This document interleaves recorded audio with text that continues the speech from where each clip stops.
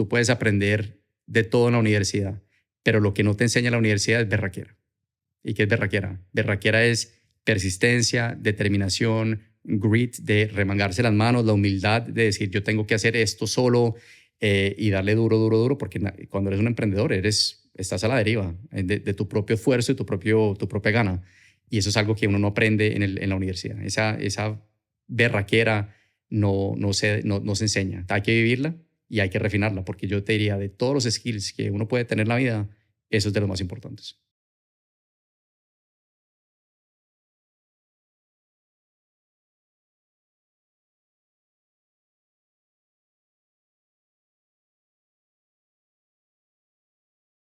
Tony Navarro, ¿qué está pasando, hermano? ¿Cómo va, Jason? Oye, ¿todo bien y tú? Muy bien. Oye, bienvenidos a Mentores en Línea. Muchas gracias por la invitación. En verdad, esto es como que una de estas pausas bien locas porque estábamos hablando y yo te corté, como que espérate, vamos a mantenerlo.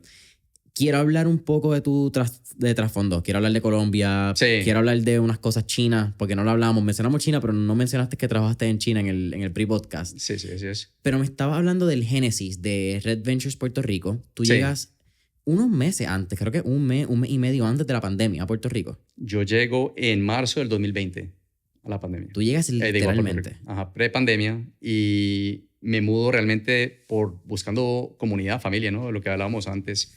Soy latino, soy colombiano, mi esposa es boricua. Llevamos juntos ya 18 años. Nació mi nena en Nueva York. Yo estuve 7 años en Nueva York. Y luego nace mi nena, que en el momento tenía 6 meses, y ya mi esposa y yo dijimos, bueno, la identidad para nosotros es bien importante, la comunidad latina y la familia es bien importante. Así que decidimos mudarnos a Puerto Rico, donde estaba la familia de mi esposa, y esto fue justo prepandémico. Y pega la pandemia, pero tengo la buena fortuna, digamos, en ese sentido, que conozco a Rick Elías en ese momento, en marzo del 2020, y me cuenta de un experimento, o pues de un proyecto llamado en ese momento Ford 787. Y lo que pasó aquí es que cuando pegó María, él contribuyó como todo puertorriqueño, ayudando con filantropía, contribuciones, etcétera, pero se dio cuenta que lo que le faltaba realmente a Puerto Rico para poder echar para adelante era una plataforma de talento, una plataforma donde pudiésemos retener, atraer y desarrollar el futuro talento de Puerto Rico, que nos pueda cargar la isla hacia el siglo XXI realmente, y a la vez crear una plataforma empresarial que pueda digitalizar a Puerto Rico e introducir a Puerto Rico a los nuevos modelos de negocios que hay en el mundo. Entonces me cuenta esta historia en marzo del 2020. En el momento yo trabajaba para IMAX, la empresa de cine, y me convenció. Realmente 3 razones. Por un lado, me encanta el lado de tecnología. Yo, habiendo estado en el mundo mediático, interesante y todo, pero la noción de estar en tecnología y de escalar de 0 a millones rápidamente versus 0 a miles en un cine, por ejemplo, me parece espectacular. Segundo, la empresa es bien única, muy descentralizada, en muchas formas es como la anticorporación, porque tenemos unos valores que nos permiten ser muy ágiles, muy innovadores y retar el status quo. Esa parte me encantó, conocer esa parte de Red Ventures. Y por último, diría la noción de crear el país y la empresa por la cual yo quisiera trabajar y en la cual mis hijos se van a criar, me pareció muy inspirador el proyecto. Así que eso fue ya en el 2020 y ya cumplo los 5 años ahorita llegando en 2025. Vamos, si quieres, vámonos atrás, vámonos completo a Pereira. A Pereira. Mi madre nació en Paraguay, de madre alemana y padre croata. Mis padres se conocen luego en la Universidad de Georgia, donde estaban estudiando, y mi papá le promete 4 años a Colombia, que venga mi mamá a Colombia 4 añitos. 18 años más tarde seguimos allá. Yo nazco mientras están en Colombia. La familia de mi papá estaba en Pereira, así que yo nazco y me crio en Pereira, que es parte de la región cafetera. Y a los 8 años me mudo a Bogotá. En Bogotá me crio y ya, obviamente, un episodio, yo me siento muy colombiano, fueron años formativos para mí, culturalmente soy plenamente colombiano. Llega ya como los 16 años, llegando a la universidad. Colombia en ese momento estaba en un punto delicado políticamente, ¿no? Teníamos a la guerrilla que estaba tomando mucha fuerza, un poco de inseguridad. Mi mamá, siendo americana, ella después de Paraguay se crió en Nueva York, así que se consideraba pues muy norteamericana, y quería que sus hijos se pudiesen educar y crecer en un ambiente más seguro, en Estados Unidos. Así que empujó mucho que la familia se mudara y en el 2000 nos mudamos a Washington, D.C. Pero ha sido un trayectorio allí. O sea, mi papá se mudaba mucho. Yo estuve en 8 colegios antes de graduarme. Wow. Estuve en Bogotá, Cartagena, un periodo de tiempo durante los años Escobar en Nueva York. Por seguridad volvimos a Colombia. Luego me mudé a Estados Unidos, estuve en colegios allí también. Así que me eduqué en colegio inicialmente francés. Mi educación primaria fue en el liceo francés y luego en el sistema americano. Así que soy un popurrí de diferentes culturas y sistemas educacionales. ¿Cuál es la lección más grande, tú crees, o ese factor que te llevas de haber quizás estado en tantas escuelas, tantas culturas y bregar con distintos tipos de personas al final del día? Mira, primero, la lección propia mía es que somos mucho más adaptables de lo que pensamos. Cualquier cambio genera miedo, intimida, pero realmente podemos enfrentar cualquier reto, cualquier cambio. Y a través de mi carrera yo te diría que lo que lo ha definido es cambio constante y ambigüedad constante. Pero desde una edad muy joven siempre aprendí que podía bregar de esa manera solo y podía ser resiliente. Y te diría lo importante allí, como familia nos unió un montón. En los momentos de incertidumbre uno se aferra realmente a la familia, uno aprende la lealtad, uno aprende los valores de apoyarse uno sobre el otro. Solo uno no puede, pero juntos se puede mucho más. Y eso desde una temprana edad quedó muy, muy plasmado en mi mente, la importancia de una familia y un núcleo familiar bien fuerte. Tú estás en tecnología ahora, pero si no me equivoco, tú estudias un bachillerato en finanzas en University of Virginia. Sí. ¿Eso es dónde? Eso es en Charlottesville. Charlotte. Sí. Nos mudamos a Washington, D.C. Francamente, llego a Washington. En Colombia, uno acostumbra a quedarse en la casa y uno va al campus pues, de la universidad, estudia y vuelves a la casa. La idea, la noción de como un college town era muy distinta para nosotros. Nos vamos a Washington, D.C. Mi mamá tenía ya todo pues, planchado de que íbamos a estudiar en el estado de Virginia porque nos daban in-state tuition. Y mi hermana, tengo una hermana mayor, ella terminó yendo a UVA y yo durante su primer año, nos llevamos solo 18 meses, wow. yo visitaba a UVA mucho y me encantó. O sea, me encantó la idea de tener un pueblo, una ciudad plenamente enfocada en la universidad. Y la universidad es súper interesante, súper única en el sentido del legado que tiene histórico. Thomas Jefferson fundó la universidad. Fue la primera universidad pública. El sueño y yo orgullosamente digo, yo me gradué en un colegio público en Washington, D.C. y me gradué en una universidad pública en Estados Unidos. Y la idea, la noción de educación pública me parece sumamente importante y el legado que deja allí Thomas Jefferson me parece espectacular y fueron 4 años mágicos en los cuales me permitió realmente descubrirme como una persona también. Esta parte no aparece de lo poco que hay tuyo público, by the way, porque eres una persona bastante particular para buscar en internet. Te gradúas en 2005 de UVA. Así es. En el 2006 creo que entras a trabajar en Lehman Brothers y tú estás del 2006 al 2008. Sí. Tú coges el crash de Lehman Brothers trabajando con ellos. Me fui 1 mes y medio antes del crash de Lehman Brothers.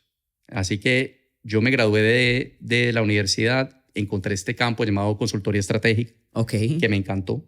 Y hay una empresa grande llamada Booz Allen que está ahí en Washington, D.C. Y trabajé allí 1 año, pero la oficina de D.C. era muy enfocada en sector público, claro. Lo cual es agencia grande, un poco lento, un poco burocrático. Así que yo dije, mira, yo quiero más bien moverme al otro lado del espectro. Quiero mercados capitales, quiero realmente ver de qué consiste el sector privado. Así que apliqué un trabajo en Lehman Brothers como analista de bolsa y obtuve un puesto allí en Washington, D.C. Estuve del 2006 al 2008.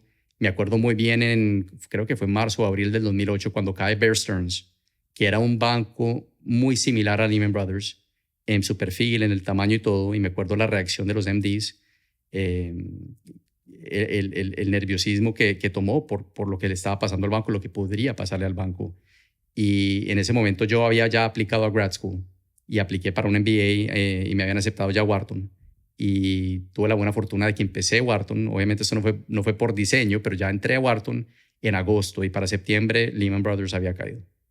Así que fue una experiencia que me marcó un poco, ¿no? Porque la edad que uno entra, cuando te contratan en Lehman, te daban un folleto con una flecha que te mostraba todo lo que había sobrevivido el banco, porque el banco llevaba como 120 años o 130 años, o sea, mucho tiempo. Y la flecha terminaba cuando yo empecé en el 2006. todavía la tengo. Y para de repente ver que la fecha realmente terminó en el 2008, es algo que impacta mucho, pero te diría, gente muy calificada, muy inteligente, lo que le pasó realmente fue una consecuencia de la avaricia corporativa, ¿no? Lehman se metió en todo el tema de mortgage-backed securities y tenía un balance sheet un poco con demasiado exposure, y allí el gobierno también quiso hacer un ejemplo del banco, porque pudieron haber hecho un bailout, pero no tenía exposure a lo que era retail deposits. Así que si se caía el banco, podía generar un poco de nerviosismo alrededor de qué pudiese pasar a nivel sector bancario, pero el contagio no era tan grande allí porque no habían esos assets a nivel retail, que realmente es ahí es cuando uno se preocupa realmente que el individuo pierda su capital. Exacto. Hablas de un MBA, pero tú también haces un dual program más o menos, que es con un MBA que haces en el Kennedy School of Foreign Affairs. Sí, exacto. Yo hice pregrado, lo hice en negocios, en finanzas. Ajá. Y aprendí un montón. Siempre quise un MBA, pero también tenía claro que quería algo más. Quería exponerme un poco más a otra temática. Y por poco hago un JD, por poco estudio Derecho. Lo titubeé mucho, pero nunca me nació. Yo no quería ser abogado realmente, pero quería estudiar algo que me expusiera al mundo. Y el Wharton tenía un programa con el Kennedy School de 3 años, en el que te validaban un año entre las dos instituciones. Así que en 3 años salí con 2 masters. Genial. Lo cual me pareció espectacular, porque en Wharton aprendes todo lo que son skills técnicos. En el Kennedy School realmente era hablar de temas macro a temas globales de energía, seguridad pública, servicio público, transportación, salud, liderazgo, ética, temas muy amplios que en un MBA no te da espacio para eso. Tengo una pregunta del sistema educativo y cómo tú ves, pero ¿por qué la intersección entre negocios y administración pública, verdad? Que al fin y al cabo que el MPA creo que es Masters in Public Administration. Sí. Pero ¿dónde fue que tú encontraste que esa intersección te llamaba la atención? Porque yo creo que en el mundo cotidiano, cuando hablamos de negocio, Sí. es siempre mundo corporativo, bien directo, capitalismo, dinero. Sí. O si vamos al sector público, es solamente sector público y gobierno, instituciones sin fines de lucro. Nunca hay esta conversación de entre las dos puede haber una sinergia donde realmente cambiamos sociedades. Sí, no, siempre he tenido muy claro la interdependencia que hay entre sector público y privado. Y me parece sumamente crítico. De hecho, te puedo contar más tarde, los años en China fueron muy apoyados por esa experiencia y el entendimiento del sector público-privado, porque ya es muy mezclada, one and the same, de muchas formas. Así que tenía muy claro la importancia de entenderle a nivel policy, especialmente saliendo de Lehman Brothers, y de hecho apliqué al Kennedy School ya estando en Wharton. Dije, yo sabes que quiero algo más allá. Y vi lo que había, la dependencia y la importancia del sector bancario con el sector público y cómo el gobierno logró francamente salvar la economía en ese momento dado. Pero también siempre he tenido yo una inclinación y una responsabilidad social de tener un impacto social. Y te diría que tal vez no en mi carrera presente, pero en un futuro sí tocaré el lado de servicio público. ¿Te interesaría aquí en Puerto Rico o en Colombia? Yo creo que en Colombia eventualmente es una buena pregunta. Llevo 5 años acá, yo me siento muy boricua. Yo llevo con mi esposa que es boricua 18 años, llevo acá viviendo 5 años, mis 2 nenes son boricuas. Así que todavía un poco, digamos que recién llegado a la isla como tal para decir eso, pero me encantaría apoyar y yo sí apoyo entre lo que puedo a las diferentes agencias del gobierno para poder contribuir allí con pensamiento, perspectivas distintas. Te iba a hacer la pregunta y no quiero pasarla del tema de la educación universitaria a este nivel, ¿verdad? Y quizás vamos atando la conversación un poco con la conversación general que hay de inteligencia artificial, que vamos a llegar a este tema y yo creo que esa es tu expertise y yo creo, no estoy seguro, creo que eres una de las personas que más conoce de AI en esta isla. Pero ¿cuál es el valor actual que tú le ves a esta educación, este tipo de institución, ¿verdad? De alto nivel, como lo es Harvard, como lo es Wharton, que termina siendo University of Pennsylvania, en un momento donde mucha narrativa con la inteligencia artificial es que pues quizás los sistemas educativos se han quedado atrás y falta aplicación del día a día en la cotidianidad digital que estamos? Sí, es una gran pregunta. Yo creo que el sector ahorita también educativo tiene mucho dilema existencial precisamente sobre esa misma pregunta. Tenía esos ambientes, el conocimiento hoy en día, tenemos acceso a él a través de un smartphone, pagando una cuenta de data y pagando una cuenta de ChatGPT, o ni siquiera, solamente una cuenta de smartphone con acceso a data. Tenemos acceso a muchísimo conocimiento, pero falta la educación. ¿Qué es la educación? También es aprender a aprender. Aprender a hacer las preguntas correctas, aprender a discernar, aprender a estructurar complejos, ambiguos y buscar soluciones a situaciones complejas. Eso es lo que nos permite en esos ambientes educativos, como puede ser un Harvard o cualquier universidad, donde hay un ambiente de formación en el que aprendemos a aprender de una manera bien importante. Así que estando allí, conociendo también a tu grupo de compañeros que te van a acompañar a través de tu carrera, es una oportunidad bien única. Y también es importante que el que quiera aprender aproveche ese espacio y ese ambiente. Puedes tomar riesgos, estudiar cosas que tal vez no tendrás la oportunidad en un futuro. Tendrás la oportunidad de hablar con profesores, con researchers y hacer cosas que fuera de tu zona de confort, dentro de un espacio que está diseñado para apoyarte. Eso es la diferencia entre lo que es tal vez ir a Khan Academy en YouTube o tomar un curso en Coursera, donde el conocimiento está allí, pero no vas a tener ese espacio enriquecedor que te trae una universidad. Las relaciones. Sumamente importantes. Parte de la narrativa, ¿verdad? Cuando hablamos de este tipo de instituciones y educación, higher level education, por utilizar el término en inglés, es siempre el costo. Sí. ¿Tú crees que el costo de la universidad y esto es como que entre comillas para los que nos escuchan, pero tú puedes pagarlo a través de las relaciones? Como que tú crees que el valor que tienen las relaciones predomina el valor económico. No sé si me entiendes la pregunta. Entiendo, la entiendo. Y te diría cada día un poco menos. Las veo muy importantes porque tu network effect, al final del día el network effect es muy importante. Es quién conoce a ti, quién conoces tú, pero quién conoce a ti también. Y las oportunidades que te van a llegar usualmente son por first degree, second degree, third degree connections que puedes tener. Pero te diría, el Internet ha sido un equalizer importantísimo. Si tú piensas lo que es LinkedIn, antes eran las universidades elite que tenían estos Rolodex de contactos, que tú tenías un alumni network que tú podías buscar y rápidamente conectarte con cualquier empresa. Hoy en día lo que son los social graphs, a través de Facebook, LinkedIn y otras aplicaciones se han expuesto. Y cualquier persona puede rápidamente empezar a contactar a gente o tener un diagrama, un X-ray de una comunidad o quieres llegarle a alguien. Obviamente, si de repente tú tienes un emblema de la universidad y la misma persona que estás contactando fue a esa universidad también, te crea un punto de encuentro que te permite crear un poco más de tú a tú para poder llegar a esa persona. Pero no se predica en haber ido a la universidad el acceso a esa persona tampoco. Entonces, cada día pasa menos. Yo sí te diría, hay que pensarlo bien. Yo no creo que es tanto el valor de estos ambientes, más bien es el costo de estos ambientes, lo que me parece que se ha vuelto desproporcionado. Sumamente caro para un ROI que en ciertos casos y en ciertas industrias y ciertas profesiones se vuelve prohibitivo. Y en gran parte porque estas universidades estamos pagando por gimnasios, equipos de atléticos tremendos, programas de todo tipo. Y entonces se han vuelto como unos country clubs hasta cierto punto las universidades en los que el valor relativo a lo que realmente buscas allí, que es la educación, estás subsidiando o pagando por un montón de cosas que puede que no te deriven ese ROI que estás buscando en la educación.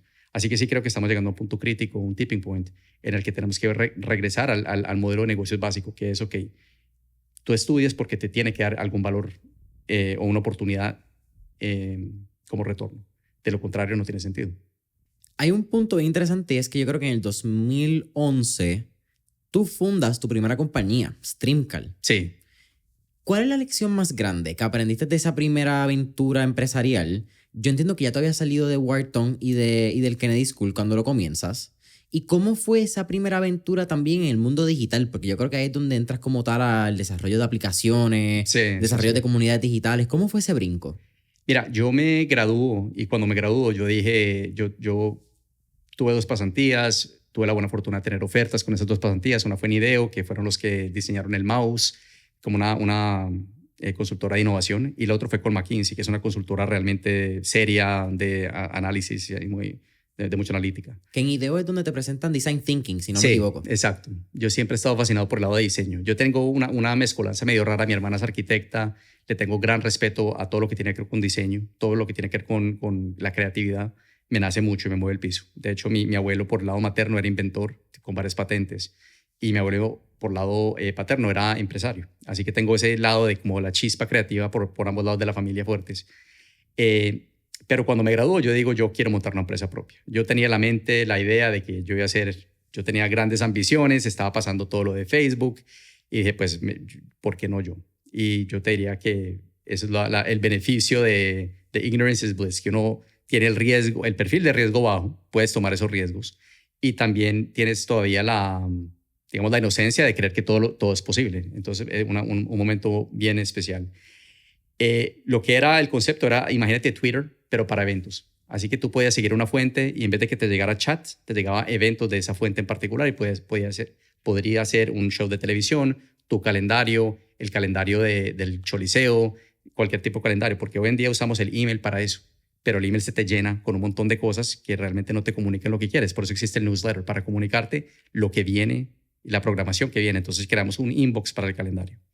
Entonces aprendimos varias cosas, porque ¿qué pasa? Al final del día, la gente llegaba, usaba la herramienta, se metían 2 semanas de antelación, miraban todos los eventos y no volvían hasta 2 semanas más tarde.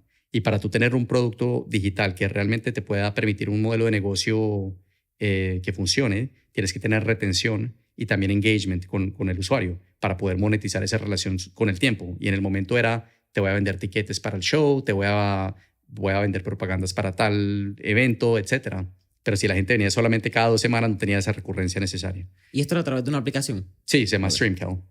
Y era una aplicación que conectaba a tu calendario, a tu iCal o Google Calendar, y podías mirar todos los eventos que te llegaban como un feed, y a la derecha tu calendario te mostraba lo que tenías en ese día en particular. Y podías mover un evento para el lado. La idea es buena, pero hoy en día no hemos visto todavía que nadie haya podido romper ese problema de cómo manejar tu tiempo o cómo enterarte de lo que está pasando. Tal vez Facebook todavía existe, tal vez es word of mouth.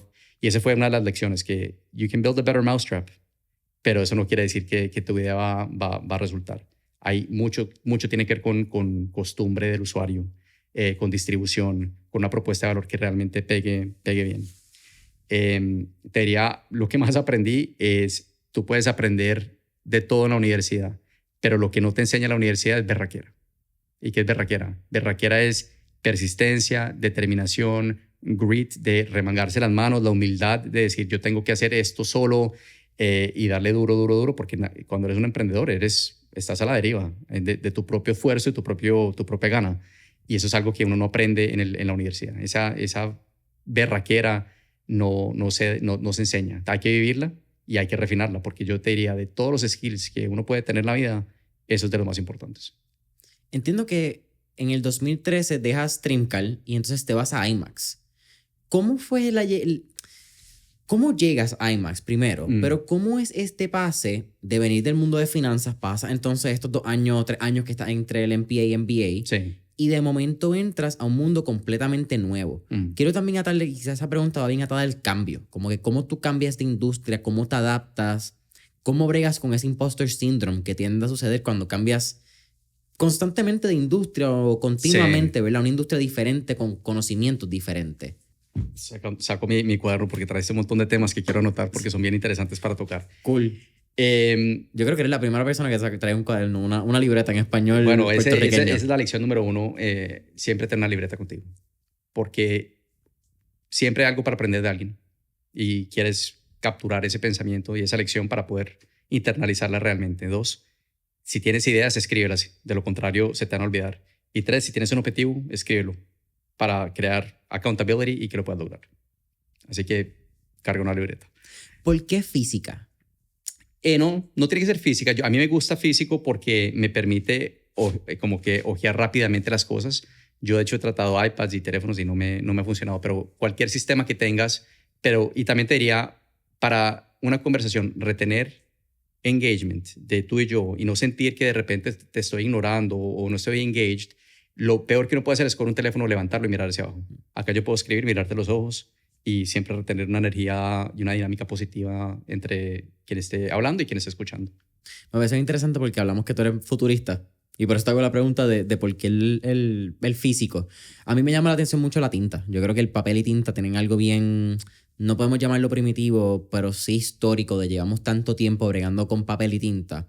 Y hay cierto, qué sé yo creo que hay cierto nivel subconsciente de humedad, del olor a la tinta, que yo creo que también hace lo físico. Tú lo tocas, lo haces palpable. Sí. Me creo que son unos elementos que te ayudan a retener Incluso por eso es que a mí me gusta leer físico. Sí. Aunque el problema de leer físico es que ocupan un montón de espacio los libros, más de lo que uno piensa. Sí, Pero hay algo rico de oler páginas de libros para mí. totalmente. Hay feedback. Somos multimodales y hablaremos de eso más tarde con el tema de AI, pero cuando tú puedes sentir lo que estás escribiendo, no estás solamente poniendo palabras allí, estás sintiendo el bolígrafo moverse en tus manos, estás sintiendo la página, estás acordándote del momento que estás haciendo esto. Por eso mucha gente al escribir se acuerda mucho más de lo que está aprendiendo. Pero somos seres que, y por eso los bebés tocan todo, somos criaturas que necesitan estímulo, que necesitan los sentidos. Así que yo sí creo que el mundo digital nos limita en eso. Nos limita, pero me hiciste varias preguntas, así que vamos por allí. Mira, el cambio StreamCal, una lección aquí bien importante es que si tú tomas el camino ya pavimentado, sabes en qué dirección te va a llevar. Con StreamCal, mi cliente más grande era IMAX, porque cuando tú estás pensando qué hacer con tu tiempo, usualmente ir al cine es una de ellas. Así que IMAX era un socio y cliente importante en el proyecto.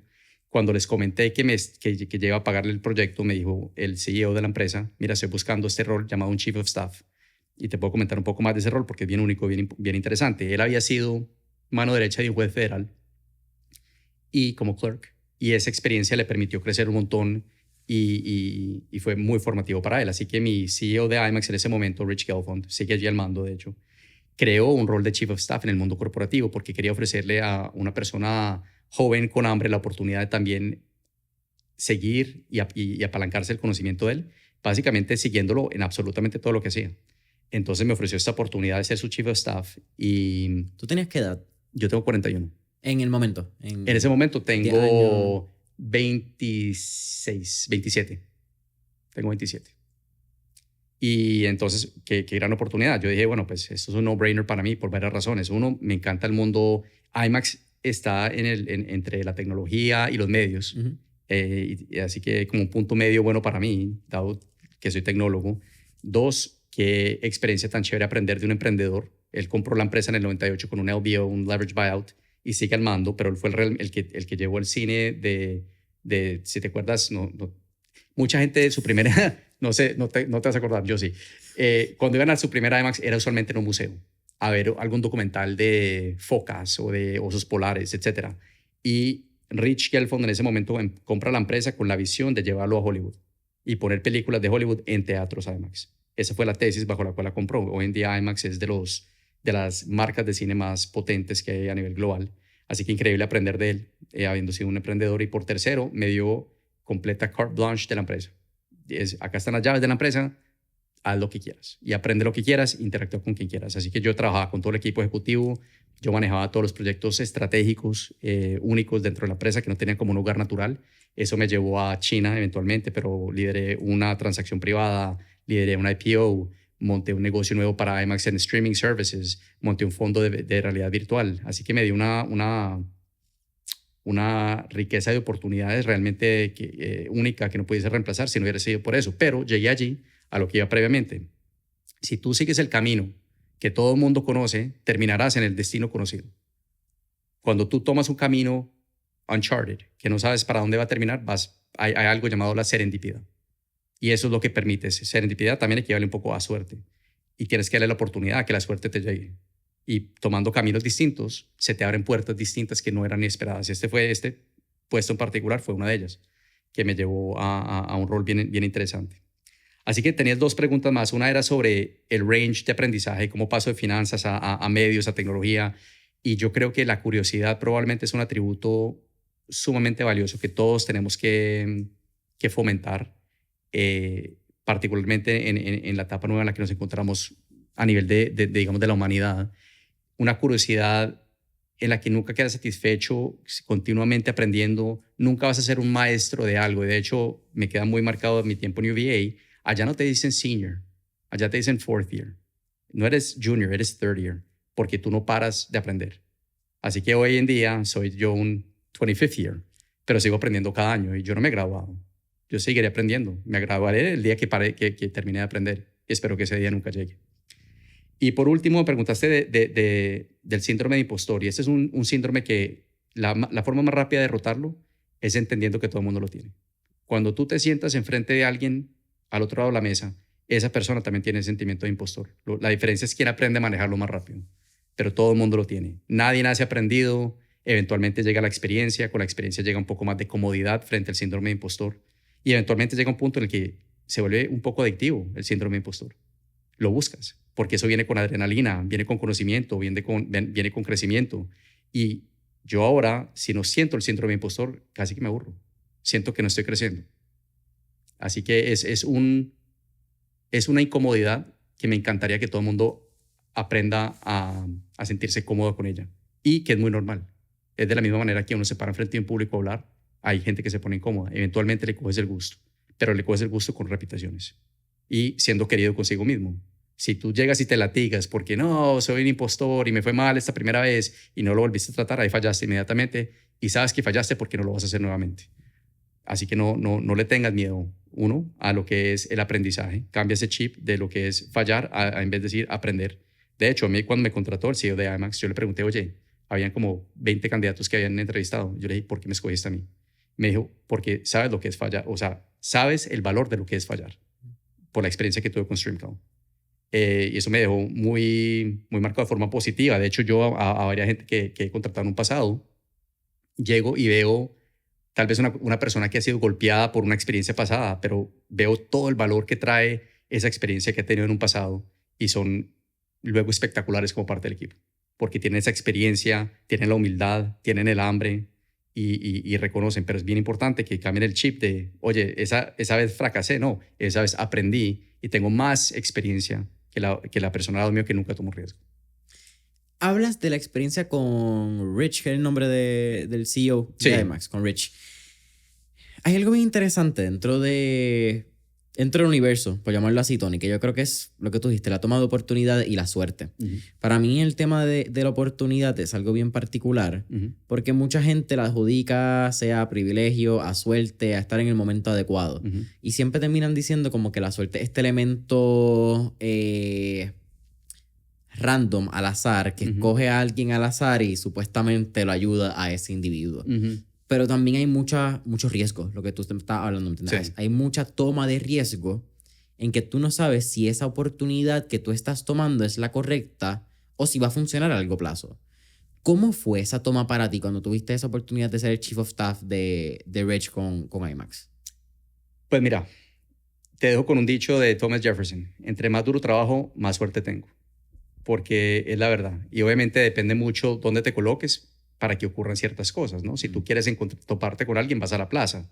No te vas a quedar sentado en la casa mirando el techo, ahí no te vas a encontrar a nadie. Así que sí hay que ponerse uno en situaciones que se te permitan, y el esfuerzo, el trabajo, afortunadamente vivimos en una sociedad donde, particularmente digamos en Estados Unidos, donde el esfuerzo puede llegar a ser meritocracia más que en otros ambientes. Y eso acá tenemos que valorarlo. Obviamente no es perfecta, obviamente hay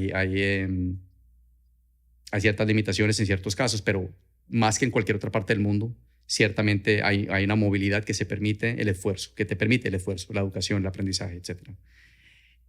Y nada, tomando el riesgo con Rich. Yo me acuerdo, yo en ese momento ya me había casado con mi esposa, recién casados, y ella me preguntó, bueno, pero ¿por qué este puesto? Y yo le dije, por las oportunidades que puede crear, por la opcionalidad. Y hay un factor de opcionalidad a ciertas oportunidades que tú dices, bueno, pues el camino menos recorrido, no tengo ni idea para dónde me va a llevar, pero hay acá hay trechas por toda parte. Y esa parte me entusiasmó mucho. Yo creo que si tú me pones a mí, mira, acá está el highway y el highway termina en tal lugar y punto, yo diría, uy, yo no sé si quiero ir para allá, porque no hay aventura allí, no hay un poco de descubrimiento tampoco. Y yo tal vez puedo mirar a gente que ha caminado por esa carretera, yo me tengo que preguntar, ¿quiero ser como ellos o no? Y si sí, perfecto, por ahí voy. Y de hecho admiro a cierta gente que tienen muy claro qué es lo que quieren y son muy felices. En mi caso siempre valoré la opcionalidad de llevarme en direcciones distintas, con oportunidades bien únicas, que para mí la riqueza en la vida es la variedad y diversidad de experiencias que logro vivir yo. Y te diría ahora en retrospecto, quedo muy agradecido porque me permitió vivir muchas cosas, incluyendo vivir 2 años en Shanghai, de lo que estábamos hablando previamente, y liderar un montón de iniciativas bien únicas. En un momento dado tengo memorias bien chéveres, cené con Mike Tyson durante 2 horas. Entonces, cosas bien particulares y únicas. Eso es una cena bien particular. Me seguía mirando el oído. Así que, no, pero Sí, y tú como que, flaco, tranquilo. sí, afortunadamente hay bastante comida enfrente de él. ¿Y esto era Mike Tyson ya Eso era grande? Mike Tyson 2017. Que sí, que estaba como que en ese turning point del Mike Tyson, la leyenda que era el Mike Tyson de hoy en día, que es una celebridad con su Sí, estaba podcast. transicionando, ajá, era como que se había retirado. De hecho, hablamos mucho de, interesantemente, el hobby de él es carreras de palomas y entrena palomas. Yo ni Ni sabía que eso sabía, existía, ajá. ajá, pero me habló de eso, de las 2 horas, hora y 45 fue carreras de palomas. Eh, pero sí estaba en ese momento de transición, pero me pareció muy interesante en la forma que él veía el boxeo también como un camino de mejoramiento de su situación personal Claro. para él y para su familia. Esa parte, bien único, escuchar ese lado de la historia. Sí, yo creo que a veces la gente a veces no se pone en los zapatos de otras personas y no se... Y cuando digo que se ponen en los zapatos, es bien difícil tú ponerte en los zapatos de alguien que tú quizás no entiendes de dónde viene. Ujú. Pero hasta cierto punto, la mayoría de las personas hace lo que hace. No importa lo que sea, tratando de hablarle de la persona que quizás vende drogas porque fue lo que aprendió, era la manera de salir hasta que Sí, escoge el boxeo, escoge la milicia. sí, Pero normalmente la toma de decisiones viene del lado más genuino de cómo yo le proveo a lo que yo no tuve a la próxima generación que viene en camino o está en desarrollo, ¿verdad? Que es como que esa búsqueda de generación tras generación mejorar la posición en la cual la familia está. eso es verdad. Eso es muy cierto. Y a tu punto, es fácil ver el headline y no entender el contexto o tomar o juzgar antes de entender realmente lo que hay detrás de eso. Hablaste de China. Creo que me tiene mucho sentido entender quizás cómo fue la naturalidad de llegar a China, entendiendo un poco tu background de chiquito, ¿verdad? Que había estado entre Estados Unidos, Cartagena, Pereira, Bogotá. Sí, Eres un pequeño trotamundo. Y creo que en Estados Unidos has vivido, me corrige. Nueva York, viviste en Boston, pasas a Puerto Rico. ¿Llegaste a estar en California? no, en California no. Llegué a Washington, D.C., de ahí voy a Filadelfia, de ahí a Boston, de ahí a Nueva York, Shanghai, Nueva York y luego Puerto Uf. Rico. ¿Qué lección aprendiste particularmente en estos 2 años en China de trabajar, aunque trabajas dentro de una subcultura, ¿verdad? Que es IMAX, que tiene unos Sí, procesos y es una cultura particular, pero en China, en ese deployment, en una cultura y en un país que no conoce, con culturas de negocios completamente diferentes, con objetivos diferentes al final del día. sí. Yo te diría nuevamente la noción de uno se adapta rápidamente. Cualquier cambio toma 9 meses. Hay que mentalizarse. Los primeros 9 meses van a ser duros. Y hay veces uno quiere uno quiere tal vez botar la toalla. Pero ya de repente toma la decisión al año. Siempre date 9 meses mínimo antes de tomar una decisión frente a un reto nuevo. Porque ese es el momento más duro en el que más incómodo estás y uno siempre busca la comodidad. Así que estando ya en la China, yo al año, de hecho, ya me sentía ya bastante cómodo. Yo tenía mi rutina, yo tenía donde hacía ejercicio, mis restaurantes favoritos, qué hacía, etcétera. Eh, y me quedó muy claro también como me encantaba salir de la esfera del mundo occidental, porque no nos damos cuenta, estés aquí, estés en Colombia, estés en España, eh, estés en Argentina, todos tenemos todavía ese molde del mundo occidental. Pensamos de una manera muy parecida, tenemos como la misma herencia latina y romana, o sea, me refiero a dos milenios de Sí, historia sí. compartida mientras llegas a China, que ha sido una nación y una gente que ha tenido una historia turbulenta, pero ve el mundo muy distinto a nosotros, con valores muy distintos a los nuestros. Entonces me encantaba de repente extraerme y mirar de afuera para adentro. Eh, y una forma de pensar muy distinta. Yo te diría muy buenos, algo que me impactaba mucho es la flexibilidad con el mundo occidental nos entrena a ser mucho más diversos, allá se vuelven extraordinariamente buenos en algo muy angosto y son extraordinariamente buenos, pero sácalos un poquito de eso y se vuelven un 8 o no entienden o se confunden. Mientras que gente con un poco más de liberal arts education aprendemos a ser mucho más flexibles, poder navegar diferentes cosas, a poder ser problem solvers, not just executors. Y esa parte es súper importante y siempre me dejó muy plasmado. Pero te diría, lo que más me acuerdo es regresando, yo volaba de Shanghai vía LA o vía Houston o New York, pero cuando llegaba me acuerdo siempre había un toldo en inmigración que era Department of Homeland Security. We are here to defend our way of life. y siempre me dejaba como que, wow, es que realmente son esferas, mundos aparte en el que estamos contenidos en una burbuja y ellos en su propia burbuja, con costumbres, con formas de ver el mundo muy, muy distintas. Y lo que lamento ahora es la falta de entendimiento que está ocurriendo entre culturas, porque ese intercambio cultural es sumamente importante. Somos muy distintos, de poder entenderse uno al otro y encontrar espacio en común para poder enfrentar retos en común, ya sea temas de geopolítica, de climate change, de AI, de tratados de nucleares, de guerras. Ese entendimiento en conjunto es sumamente importante. Lo que he visto yo, desde cuando yo viví allí, estaba Obama, estuve allí cuando ganó Trump, pero fue una transición y un alejamiento y un distanciamiento de parte mutua, francamente, de ambos países, donde se ha perdido mucho ese punto medio. ¿Y qué lleva a eso? Eventualmente llega al conflicto, porque ya no hay empatía. Tiene una comunicación abierta entre las partes. Es más Exacto. cada cual está reacio a lo que hace.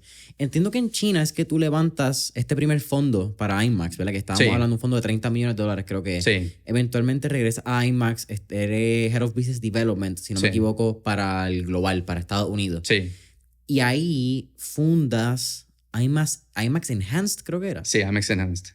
Que hoy en Yo, día termina siendo como una integración que tiene IMAX en Disney Plus y en sí, otras streaming services, ¿cierto? sí, exacto. Y ahí ves como el encuentro de lo que es mi formación. Mi formación siendo alguien que tiene que entender el lado de finanzas, el lado de producto, el diseño. Mi rol siempre ha sido creación de nuevas oportunidades. Así que con el fondo de realidad virtual estaba, y yo creo que realidad virtual llegará. No hemos dado con el formato correcto, o tal vez el contenido correcto para que sea algo que realmente se vuelva una rutina y algo que la gente use continuamente. Pero montamos un fondo para poder crear contenido y IMAX tenía VR arcades en las que tú podías, y te ponías tus gafas y podías ir a ver la película de Star Wars, salir del cine y luego manejar el Millennium Falcon con tu VR headset. Era como la tesis. Y se hizo y se montó. ¿Qué pasa? Yo creo que VR todavía está muy temprano, pero montamos un fondo para eso.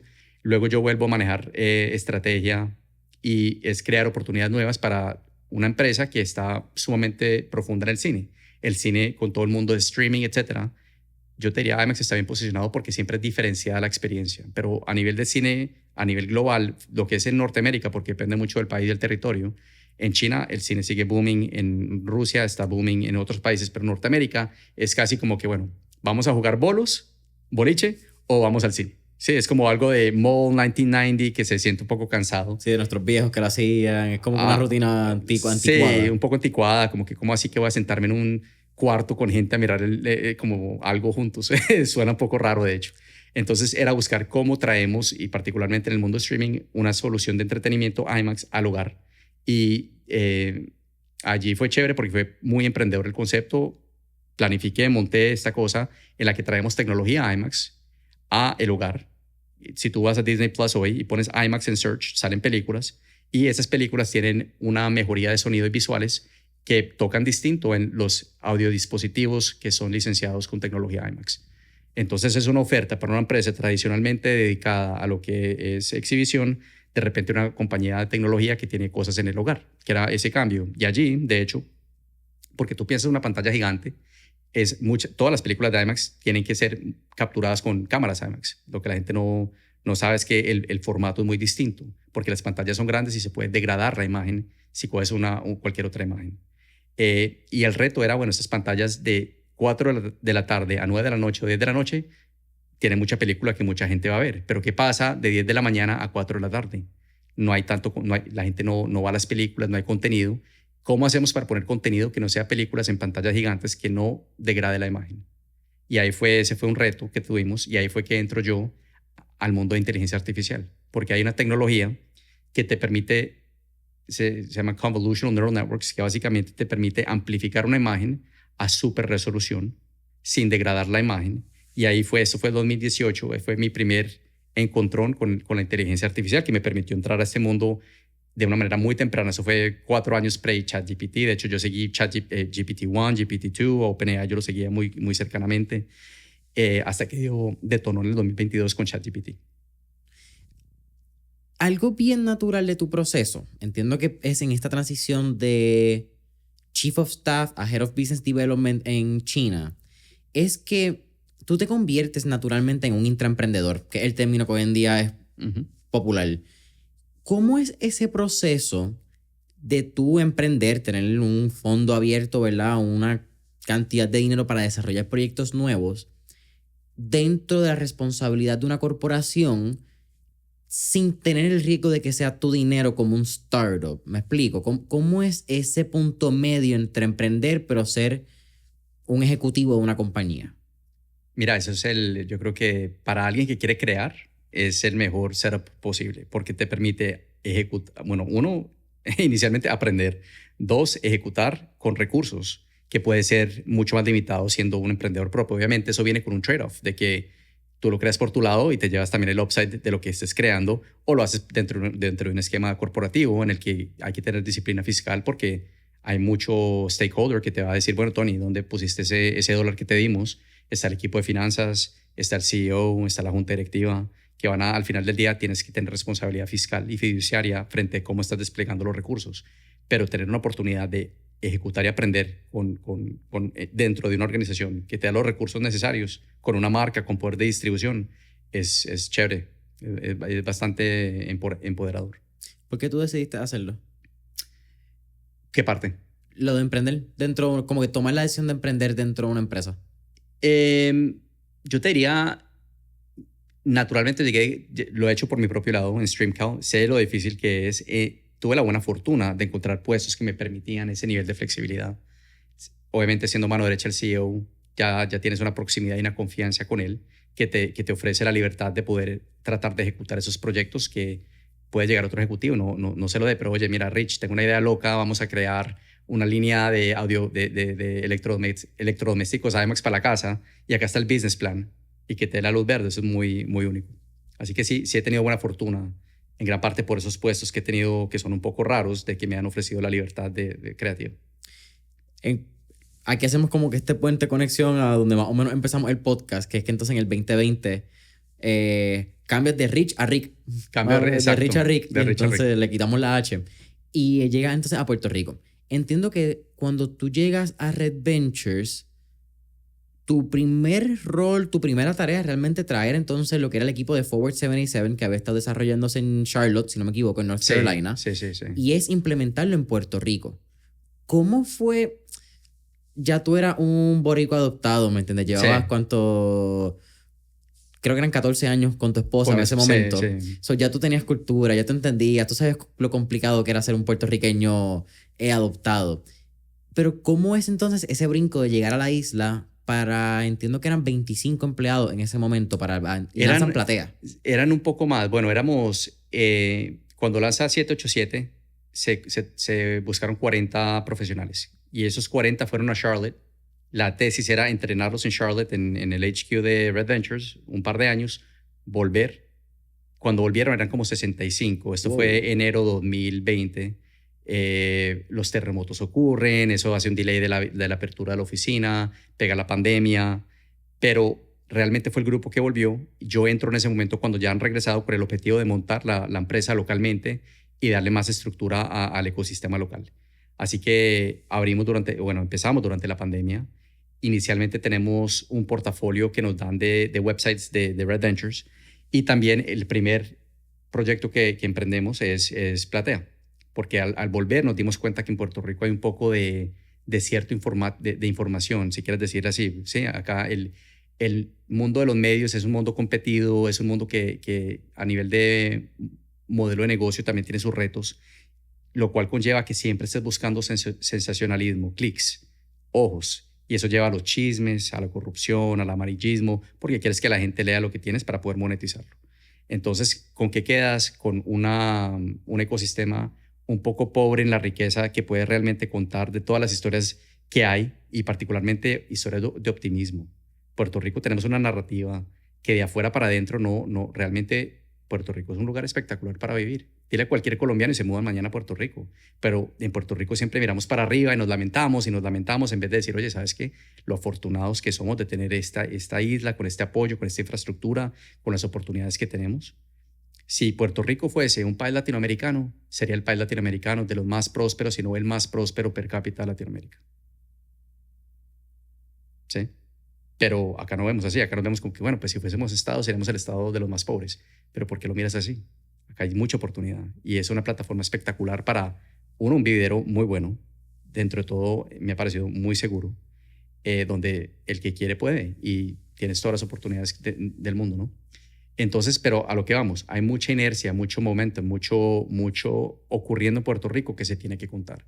Y es allí donde entra Platea para ayudar a contar esa narrativa con optimismo, no positivismo, hay que ser realistas, no todo es perfecto, pero hay que aprender a contar las cosas que de verdad están ocurriendo con el impulso necesario de que sí se puede.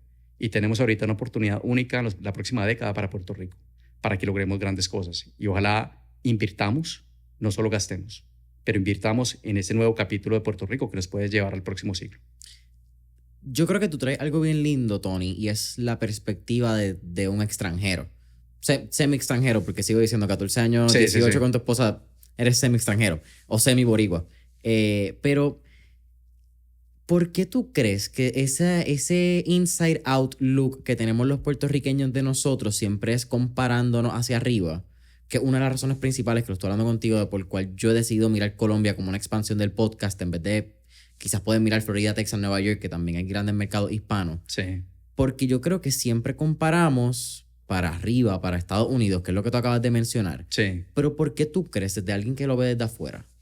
Mira, yo creo que el puertorriqueño se siente, y con la historia que ha habido, yo creo que acá sí hay una narrativa y hay un historial aquí donde se han dejado un poco en limbo, tal vez no han recibido el nivel de atención necesaria. Entonces yo por otro lado puedo entender un poco hey, pero estamos aquí, somos parte del país y no nos dan atención o no nos dan el respeto necesario. Yo veo Puerto Rico, yo me gusta mucho más hablar de no 100 por 35, pero digamos 10.000 por 3.500, porque el impacto del boricua fuera de Puerto Rico es una cosa ridícula. A nivel de cultura, a nivel de música, a nivel empresarial, a nivel de culinario. O sea, el impacto que tiene Puerto Rico es una cosa para... Entendamos que somos aquí localmente 3 millones de personas. La diáspora son otros 6,5. Es gigante. Puerto Rico se hace sentir y todo desde esta islita en el Caribe. Así que por mí me parece que espectacular. Y a tu pregunta, yo creo que tal vez estamos demasiado aislados. Es un mercado muy particular. Entonces es importante que también como que miremos para afuera, pero miremos para afuera con orgullo, no miremos para afuera con envidia. Entonces yo creo que esa perspectiva, al cambiarlo un poco, tal vez te inspira más, porque tienes un mercado, de lo que hablábamos antes del podcast. Acá, si tú emprendes desde aquí, tú tienes acceso al mercado entero de Estados Unidos y también de Latinoamérica si quieres, por el tema cultural y lingüístico. Pero si tú estás en Colombia, quieres exportar a Estados Unidos, mucha suerte. Eso no va a funcionar así. Desde aquí tú puedes. Y te tienes que montar en un avión a reunirte con clientes, no te van a pedir visa. Y llegan todas las aerolíneas. Qué gran vividero y qué gran punto para lanzar algo. Pero hay que tener esa ambición. No solamente ver a Puerto Rico como el mundo y el epicentro del mundo, porque no lo es. Mirando Red Ventures nuevamente, hablando para hablar un poco del ecosistema tanto de Forward como el ecosistema que ha creado Platea. Yo creo que es bien importante, ¿verdad? El ecosistema, tanto colaboradores que ustedes tienen, independientes, y lo que han creado en como tal. ¿Cuál tú crees que ha sido el factor más importante para el crecimiento del equipo? Porque si algo que vamos a hablar es que empezaron con 40, regresan con 60 y algo, que fue lo que mencionaste, y creo que actualmente son 160 o 160 plus. Bueno, lo que te cuento un poco como la evolución de la plataforma. Lo que era Forward 787 se volvió Red Ventures Puerto Rico. Y de Red Ventures Puerto Rico lanzamos luego la plataforma Forward. Y la plataforma Forward ahora consiste de varias empresas. Consiste de Red Ventures Puerto Rico, que allí tenemos unas 110 personas. Luego tenemos Navebank. Montamos el primer banco en sobre 20 años de Puerto Rico, el primer banco digital. En el 95 habían más de 20 bancos. Hoy en día realmente hay 3 de escala. Y entramos con Nave, siendo el primer banco digital, porque queremos realmente crear algo dinámico en el mercado local que pueda servir al cliente de manera nueva, trayendo servicios de state of the art a Puerto Rico. Tenemos luego una empresa llamada Extilion, que es una consultora avanzada de analítica de datos y también llegando a AI, que ya tiene tiene por ahí un año la empresa, tiene 35 empleados, llegarán a ser 50 para enero, y la densidad de talento en esa empresa es espectacular. Hay gente allí de Meta, de gente que trabajó en NASA, PhDs de Machine Learning de universidades muy prestigiosas en Estados Unidos. Así que tenemos el talento y mitad de esta gente, mucha de esta gente ha regresado a Puerto Rico, porque parte del objetivo de la plataforma es retener y atraer y ofrecer oportunidades a talento puertorriqueño para que no tenga que sacrificar en ningún aspecto de su vida, ya sea la oportunidad de carrera, su sueldo, el entrenamiento, la cultura, el ambiente. No sacrifican. Desde Puerto Rico, desde Santurce pueden lograr lo mismo. Y entonces, con mucho impulso vamos allí. La otra empresa que lanzamos fue Guide. Guide es un equipo avanzado de inteligencia artificial. Tenemos ahorita una aplicación para planificar viajes. Guide.com, lo pueden probar si quieren. Pero ese equipo es pequeño, pero realmente haciendo unas cosas bien impresionantes que están adoptando las nuevas tecnologías que van a redefinir el mundo. ¿Cuál tú crees que es el elemento más importante para crear culturas corporativas de innovación? Porque yo creo que eso es lo más importante o el factor y el denominador común que tienen todas las empresas que están dentro del ecosistema de Forward. Me puedes corregir si estoy mal, pero entiendo que eso es lo más, el diferenciador que traen quizás Red Ventures y el ecosistema aquí a Santurce. Sí, yo te diría, es un apetito de riesgo, pero ese apetito de riesgo llega también con una mentalidad donde haremos lo mejor posible con urgencia, con intención, y puede que falle una innovación y no pasa absolutamente nada. Pero por eso es que tienes que crear también procesos que permitan innovación, que son ciclos rápidos de iteración, donde no estés desplegando millones, pero que rápidamente entiendas si vas en la dirección correcta para continuar con el desarrollo y continuar avanzando el proyecto que sea con una iteración rápida. Así que traemos una mentalidad, esa mentalidad de Agile viene pues básicamente de software development y aplicamos esa misma mentalidad al lado de negocios. Así que preferimos mucho poder fallar rápido si necesario para poder descartar una idea y arrancar con una nueva, a dedicarnos 3 años a una idea que puede que no resulte al final del día. Y creamos los procesos, creamos el monitoreo, el tracking, todo lo medimos para rápidamente poder tomar decisiones informadas frente al éxito o el cambio o el pivot necesario para otro proyecto. ¿Dónde está el punto medio entre mantener a flote un negocio exitoso, ¿verdad? Porque el negocio tiene que seguir generando ingresos y tiene que tener una matemática financiera que tenga sentido, pero esa constante innovación? Porque me imagino que llega un punto que tú dices, espérate, que ¿hasta qué punto podemos seguir innovando para que el negocio siga corriendo? Pero si paramos de innovar, para de crecer el negocio. Es como que es ese equilibrio, porque no es balance. Tienes que dar con lo que se llama product market fit. Tienes que llegar en el que diste con el producto necesario que te permita escalar el negocio de manera necesaria, y luego siempre tiene que haber algún tipo de innovación para mantenerte al tanto. Pero si tienes que dedicarte plenamente a innovación o el negocio no funciona, tal vez no has encontrado el product market fit, porque no has dado con el mercado grueso que te permitirá crecer y escalar la empresa. Así que es una señal que buscamos para saber si estamos en el camino correcto, porque solamente innovando constantemente es complicado. Solamente puedes innovar hasta cierto punto, pero llega otro punto que es poder monetizar, poder escalar, poder profundizar de manera un poco más predecible que constante caos de innovación. ¿A qué te refieres con profundizar? Diste con el segmento o el mercado correcto, que de repente entendiste que necesitan ciertos features, que necesitan cierto cubrimiento, cierto apoyo, cambiar la herramienta de X o Y, Z para que tenga mejor uso para ese nicho en particular. Ya. Diste con ese nicho que te permite profundizar la herramienta en vez de tener que estar reinventando la herramienta, porque yo te diría, hay una diferencia entre lo que es innovar y lo que es mejorar. Tú puedes mejorar, no tiene que ser innovando, es perfeccionando.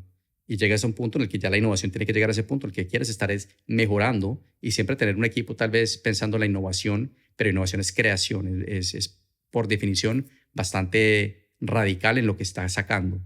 Pero esa radicalización, sí hay una curva natural en la que tienes que madurarla para poder monetizarla de manera correcta y que el cliente también diga, ok, sé cómo usarlo, puedo integrarlo, puedo desplegarlo. Cuando hablamos de, quizás es el punto principal que era la conversación y hablamos un poquito en general, pero vamos a hablar de inteligencia artificial y de Guide. Sí. Lo tienen en Jacket, así que guide.com, tremenda herramienta. Antes de entrar al podcast, hice I planned my trip, como dice la aplicación. Escogimos 3 días, estaba con el vecino, escogimos Super. 3 días de Medellín y Bogotá. Bien certero, bien interesante, pinpoint bien accurate a los restaurantes, porque tenía la oportunidad de ir a algunos y fue como que... Exacto. Chévere. la parte que no había visto, el packing list, espectacular. Pero vamos a hablar de inteligencia artificial. Al final del día, ¿verdad? Yo creo que el tema de inteligencia artificial se ha convertido en un tema bastante cotidiano en Puerto Rico. Creo que es en Estados Unidos. Creo que es bien importante hablar de geolocalización cuando hablamos de qué es común, porque hay algo bien interesante que es la barrera digital. Tú has hablado de esto en otras veces.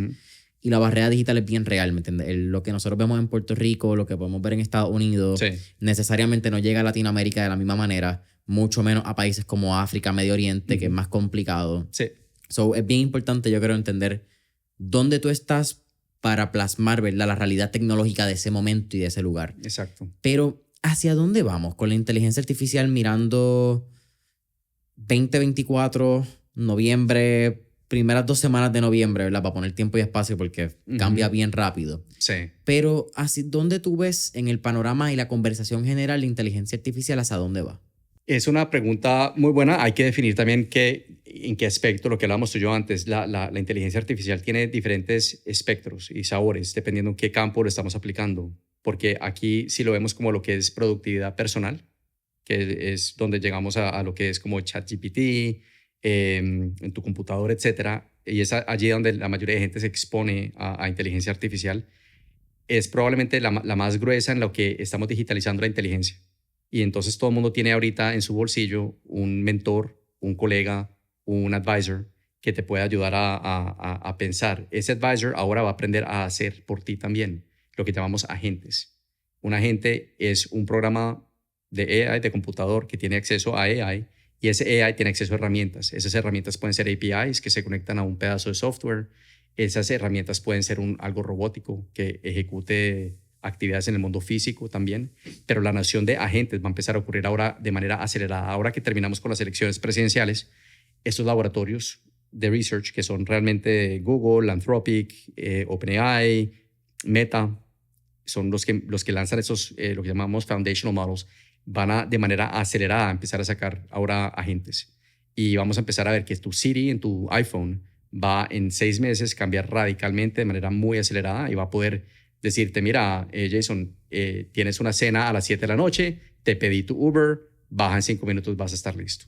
Así que vas a tener a alguien que va a poder anticipar, no solamente pensar por ti, pero también ejecutar por ti y anticipar tus necesidades de manera muy acertada y con mucho cubrimiento. Luego vamos a ver AI en el lado creativo.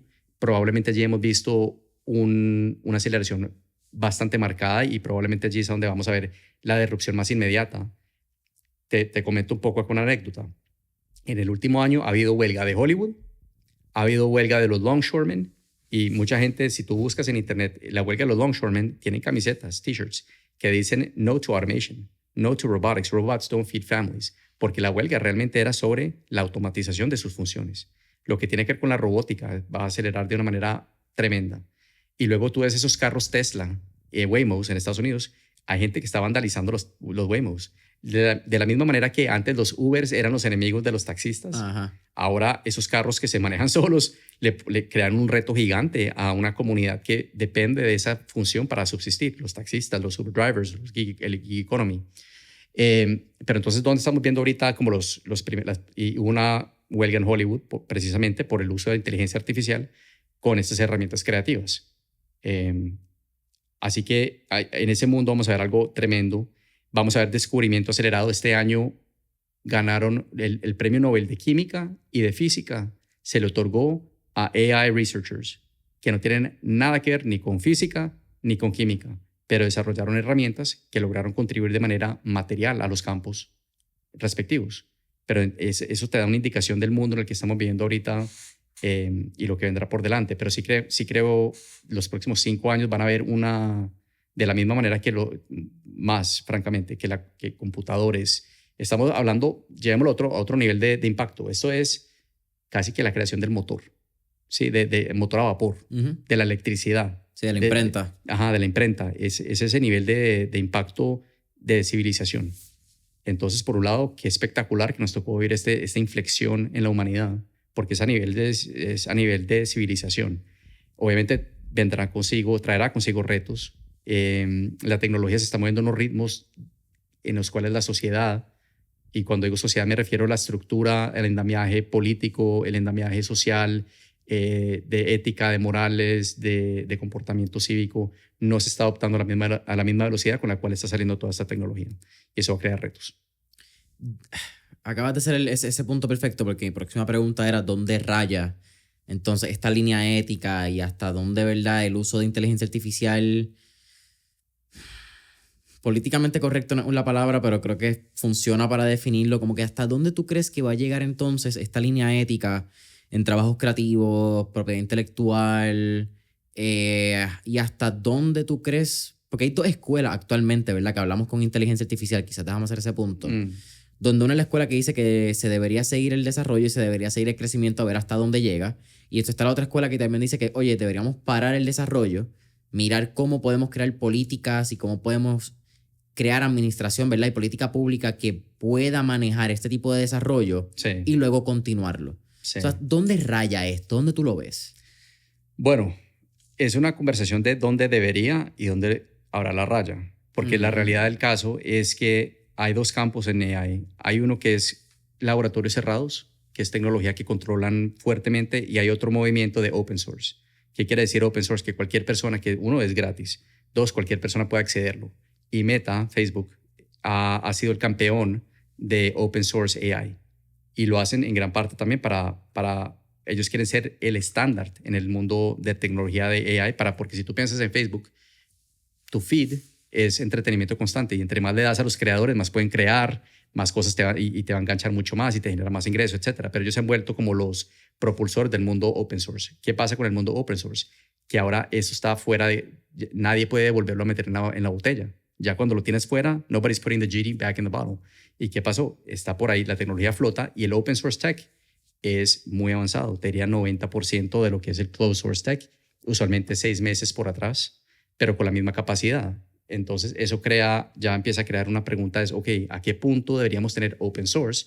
Porque ya si paramos hoy en día todo desarrollo de AI, tenemos 5 años o 10 años quizás de rendimiento y oportunidades que se pueden sacar con la tecnología que existe ya hoy y con implicaciones bastante grandes. Entonces la pregunta es, ¿dónde debería estar? Porque ya nos pasamos de eso, así que es más hipotética esa conversación. La pregunta ahora es, ok, ¿qué vamos a hacer a futuro con los próximos modelos que salgan? Estamos llegando al punto en el que ya open source no puede o no debería seguir siendo open source porque se está poniendo demasiado poderosa y demasiado peligrosa. Y lo que yo creo, a tu pregunta, de un lado como más bien socioeconómica, política, es debemos buscar la fórmula de adoptar rápidamente normas bajo las cuales podemos adresar el tema de la relación particular de lo que es ciudadano, gobierno, empleado, patrono, porque esos son paradigmas que existen de post-industriales, de la revolución industrial. El 9-to-5 job y cosas así, todo surge a raíz de la estructura que se formó alrededor de las fábricas, de la corporación moderna, pero la noción de eso va a desaparecer y tenemos que repensar de qué consiste la nueva fórmula y la nueva relación que tenemos a nivel ciudadano, a nivel gobierno, a nivel empleado, porque eso todo va a cambiar drásticamente. Hay conceptos como Universal Basic Income que dicen esencialmente, no, tú vas a trabajar tal vez un día a la semana o no vas a trabajar y el gobierno te va a proveer y te va a llegar un cheque, y han habido muchos experimentos alrededor de esto para ver qué hace la gente con su tiempo libre. Sí, el último no fue tan exitoso como No fue tan pensaban. exitoso, ¿no? Pero el propósito importa. Somos criaturas que dependemos de rutina, dependemos de propósito, si no nos deprimimos. Queremos ser productivos, queremos tener carreras, queremos tener aspiraciones. De lo contrario, vamos a terminar viviendo en un mundo virtual jugando Fortnite todo el día. Claro. Y alguna gente estará muy contenta en ese mundo virtual.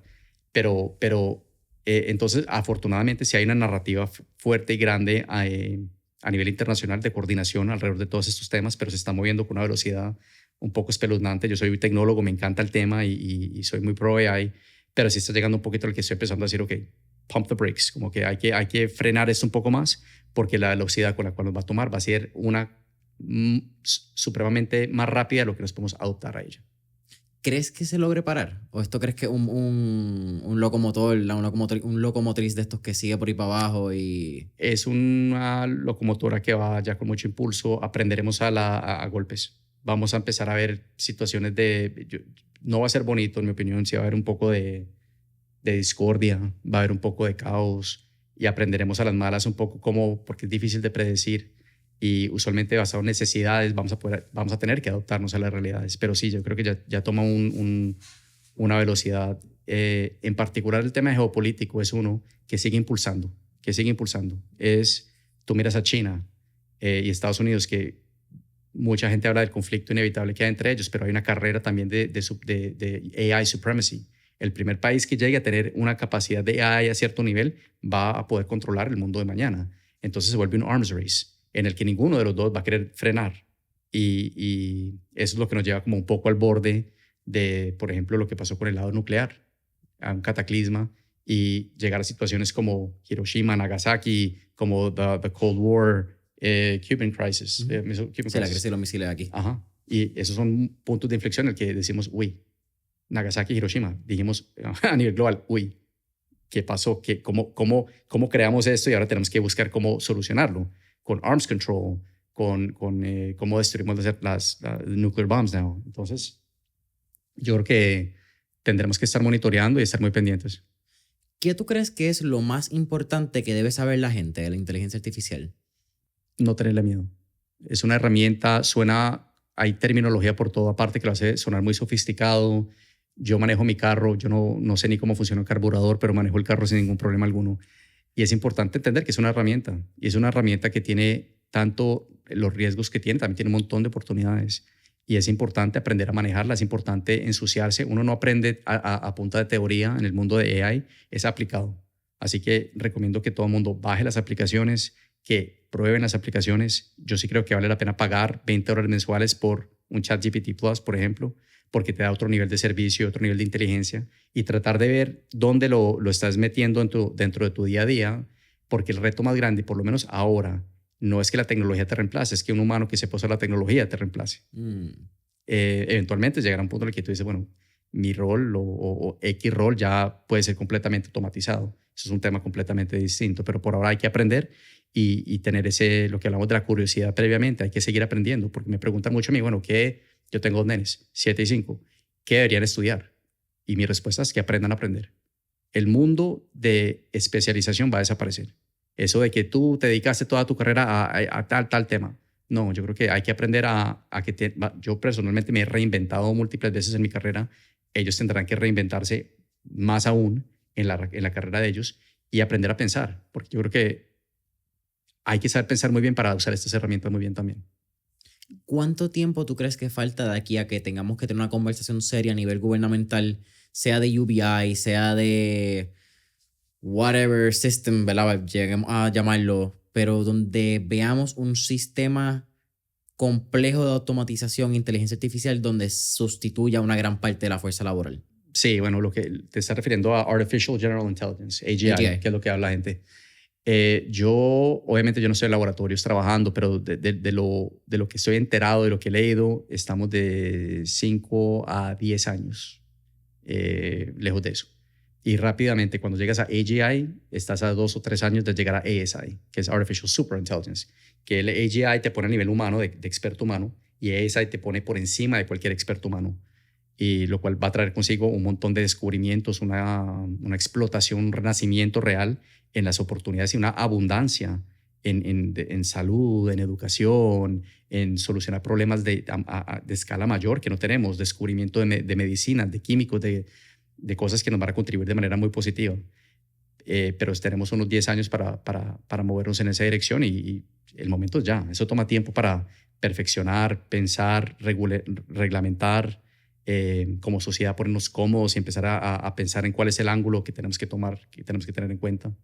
Entonces, 10 años no es mucho. Yo hace 10 años estaba casi que pensando en ir a la China. Literal. Estaba empezando a aprender con Rich. Exacto. Tony, ya casi terminando para respetar tu tiempo. Si tenemos una persona, y tú has hablado de esto antes, donde no sé en qué año estemos al punto, pero te he hablado que más o menos nos encontramos 1994 en esta carrera, si vamos atrás en el tiempo a mirar lo que fue el dot-com bubble y toda la carrera de compañías del internet que nace en esa época. Mirando ese panorama, ¿verdad? Que tengamos a alguien hoy, finales del 2024, a poner algún tiempo y espacio, que esté interesado en entrar al tema de inteligencia artificial. Ujú. Mirando atrás, haciendo la comparación, estamos en el 1994 con el Internet. Ujú. ¿Qué tú les recomendarías para que empiecen a entender las compañías, los modelos de negocio, cómo esta tecnología impacta corporaciones de escala, etcétera, etcétera, etcétera? Sí, mira, primero que nada, no es tarde, es sumamente temprano. La analogía del 94 en gran parte es para que la gente entienda, falta muchísimo por delante y que cuando la gente dice, no, es que yo ya no sé nada de AI, no, apenas está empezando esto, es momento, al contrario, es momento de empezar a enterarse de lo que está pasando. El mundo de AI se mueve peculiarmente en X, lo que era Twitter antes. Ahí es donde vas a encontrar la gente que está haciendo la mayoría, los mayores comentarios sobre lo reciente que está pasando realmente en el mundo de AI. Pero también hay otras publicaciones, hay unos newsletters que si quieres en la descripción del podcast podemos listar algunos de esos que te dan... yo vivo, digamos, metido en X consumiendo todo lo que está pasando recientemente, tal vez demasiado, pero sí tengo unos email newsletters que me llegan semanalmente y te dan un digest muy bueno. Tengo unos podcasts que puedo recomendar que también una vez, 1 hora o 2 horas a la semana te da un muy buen overview de lo que está pasando y comentarios. Tengo unos libros que recomendaría. Yo tengo un currículo de 20 horas que también puedo compartir en el que doy unos artículos para que la audiencia pueda ver esos artículos, educarse frente al tema y requiere que especialmente si estás empezando ahorita, yo te diría dedicarle 3 meses o 6 meses a realmente capacitarse frente a todo lo que ha pasado. Y hay unos libros muy buenos que ya se han publicado. The Coming Wave es uno excelente. Entonces, educarse frente al tema y luego dedicarle mínimo 2 horas a la semana a estar pendientes de las noticias, de lo que ha pasado y ciertamente a diario estar usando las herramientas. Porque ahora las herramientas son mucho más que solamente ChatGPT. Y lo que estábamos hablando antes del podcast, puedes crear audio y video contenido. Puedes usar ChatGPT para análisis de documento, para data analytics, para creación de contenido. Entonces hay un sinnúmero de aplicaciones que solamente pensamos en ChatGPT, en hablar con este chatbot. Es muchísimo más que eso. Tony, al final de Mentores en Línea siempre hacemos 4 preguntas de fuego, así que vamos para encima. A ver. La primera, si tuviéramos la oportunidad de estar en el DeLorean, ¿verdad? En la película de Back to the Future y tener el carro que viaja en el tiempo, ¿a qué década, época o periodo histórico te gustaría ir y por qué? Me encantaría The Founding Fathers, cuando fundaron Estados Unidos. Me encanta la época, me encanta la audacidad que tuvieron de montar el país que tenemos ahora. Segunda pregunta. Tenemos un playlist en Spotify que se llama Mentores en Línea, el playlist, donde tenemos todas las canciones que motivan a nuestros entrevistados. Así que, con eso dicho, ¿qué canción motiva a Tony Navarro? Sería cualquier canción de EDM. Me encanta ATB, siendo uno de mis favoritos. Pero ese groove te pone en un trance para enfocarse. Tercera pregunta. ¿Qué 3 libros le recomendaría a nuestra audiencia? El Alquimista, para inspiración. Principles, es de Paulo Coelho. Principles, de Ray Dalio, que me parece que es un libro sumamente sabio para desarrollo personal y profesional. Y te diría The Coming Wave, que mencioné ahorita para el tema de AI. ¿Cuál es tu última pregunta, Tony? ¿Cuál sería tu último tip o recomendación para nuestra audiencia? La vida es un camino que sube, baja y da vueltas. No se vive de una manera lineal. Así que uno tiene que aprender a tomar riesgos y estar cómodo, que la flechita a veces sube, a veces baja, pero con tal de que vaya en la dirección correcta, todo saldrá bien. Pum. La vida sube y baja, a veces da vuelta, pero por ahí para adelante. Tony, agradecido. Era un tipo que admiro. Abiertamente he tenido la oportunidad de escuchar tu charla, he tenido la oportunidad de ver un poco más de lo que hay en internet, porque no hay mucho de Tony Navarro en internet. Y agradecido que hayan mentes aquí en Puerto Rico como la tuya, que no solamente crea grandes cosas en Puerto Rico, pero también le devuelve a otros puertorriqueños, que es una persona que da sin esperar nada a cambio, que da mucha gente que te admira también, que no sé si te lo han dicho, pero claramente, ¿verdad? Te admiran y creo que es un privilegio poder tener una mente como la tuya aquí en Puerto Rico, desarrollando talento, creando cosas increíbles y agradecido que hayas confiado en el espacio. Jason, a ti muchas gracias y por el espacio y Mentores en Línea me parece una gran iniciativa. Así que gracias a ti. A ti.